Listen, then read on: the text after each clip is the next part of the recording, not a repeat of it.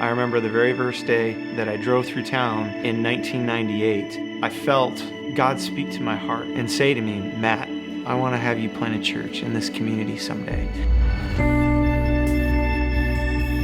The heart and vision for CedarBend Church has really been 20 years in the making. We decided that if we were really going to plant a church, that we better think long and hard about maybe joining a church planting team. So we decided in the summer of 2005 to move to Seattle, Washington and join a church planting team. And that really became just a crucible season in our lives. While we were church planting in Seattle, we were investing in real estate at the time, and the whole market unraveled. And we kind of got caught up in that. And that left us with this giant debt load. Honestly, it was this extremely low point in our lives. And I think that those deep and dark waters that we went through really birthed inside of us a passion to come alongside of people when they're walking through the difficult challenges that life just throws at you, and want to provide hope and a safe, healing place.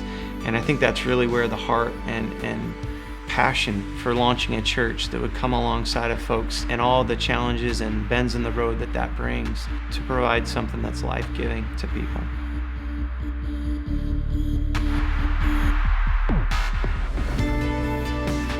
There's a word picture in Jeremiah 17. If we're like trees, and if we send our roots deep down next to God's living water, we're able to withstand any bend that we face in life. We live in this beautiful all-American community, and yet there's also a dark side to the community. Sadly, even though we're a rural community, we're right stacked up next to the urban centers of Madison and Milwaukee for our crime rates. A lot of divorce, a lot of drug abuse, a lot of alcohol abuse, and we're finding that 80% of the St. Croix Valley is unchurched. As we think through the vision that God has given us for our community, why we want to plant Cedar Bend is that we really believe that the presence of God changes lives. We felt God's presence walk with us that entire season of life.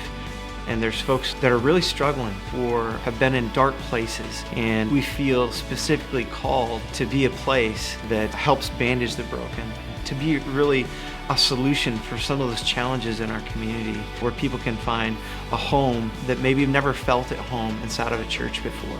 To see people find purpose, passion for who God is.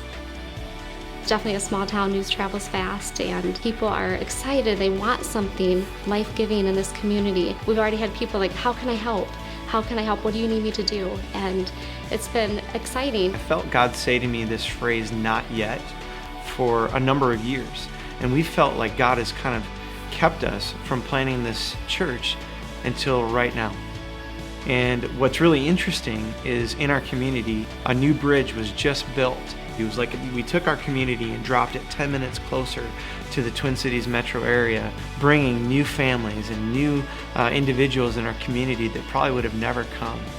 And if we can help provide that hope to others in this community that we love and believe God has called us and sent us to, believe we can really be a place of healing to help them become who God has created them to be.